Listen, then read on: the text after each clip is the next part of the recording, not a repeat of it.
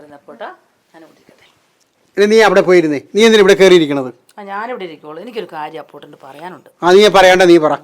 അമ്മ മരിക്കാൻ നേരത്ത് 2 വളകൾ ഒരു കുഞ്ഞിട്ട് പറഞ്ഞു, ഇതെൻ്റെ ഓർമ്മയ്ക്കായി മോളുടെ കയ്യിൽ എന്നും കാണണം, അച്ഛൻ വാങ്ങിച്ചതാണ്. അതെനിക്കറിയാവുന്ന കാര്യമല്ലേ, പിന്നെ അതിപ്പോൾ പറയേണ്ട കാര്യമുണ്ട്. ഞാൻ ആ വളകൾ ഭദ്രമായിട്ട് അലമാരി വെച്ചതാ. ഇപ്പം അതവിടെ ഇല്ല. ഇനി നോക്കാൻ ഒരിടവും ഇല്ല. നീ അതെവിടെയെങ്കിലും മറന്നു വെച്ച് കാണും.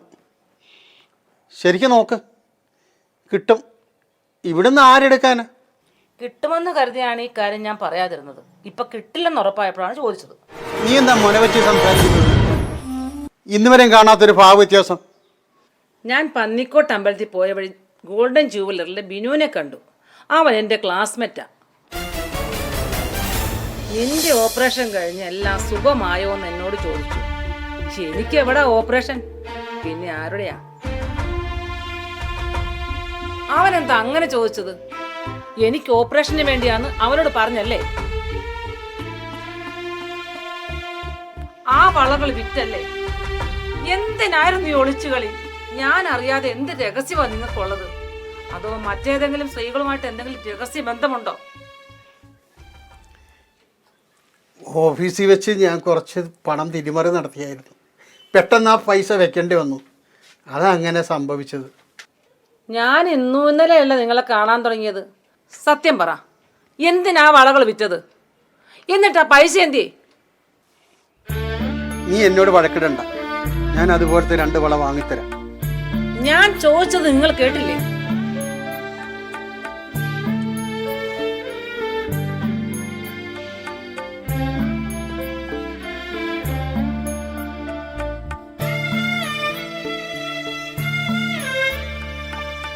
നിനക്കറിയാമല്ലോ എൻ്റെ കൂട്ടുകാരൻ അജിത്ത് ബൈക്ക് ആക്സിഡൻറ്റിൽ വെന്റിലേറ്ററിലായിരുന്ന കാര്യം.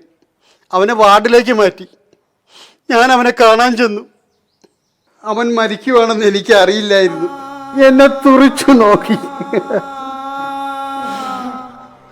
എന്തോ പറയാൻ നാവ് ചലിപ്പിച്ചു.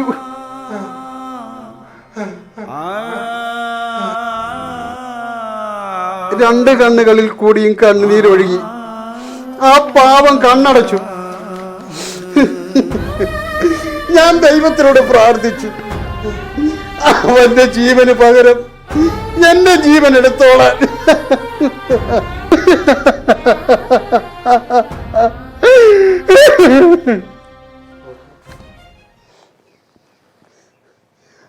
അജിത്തിന്റെ ബോഡി വിട്ട് കിട്ടണമായിരുന്നെങ്കിൽ 2 ലക്ഷം രൂപ ആശുപത്രിയിൽ അടയ്ക്കണമായിരുന്നു. ഞാൻ മറ്റൊന്നും ചിന്തിച്ചില്ല. ആ വളകൾ ഞാൻ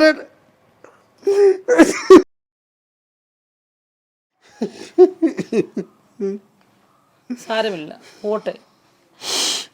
ഒരു വാക്ക് എന്നോട് പറഞ്ഞിരുന്നെങ്കിൽ ഞാൻ തരുവായിരുന്നല്ലോ പണം. പണം വരും പോകും. നമ്മളാക്കിയത് അവനാ. അതൊരിക്കലും നമുക്ക് മറക്കാൻ പറ്റില്ലല്ലോ. ഈ സൗഹൃദം ഒരു തീയല്ല, തീരത്താണ്.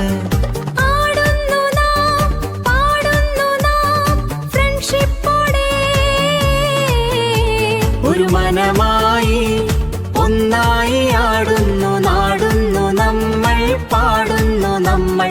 ഒരു കുളിരായി അഗ്നിയായി മാറുന്നു.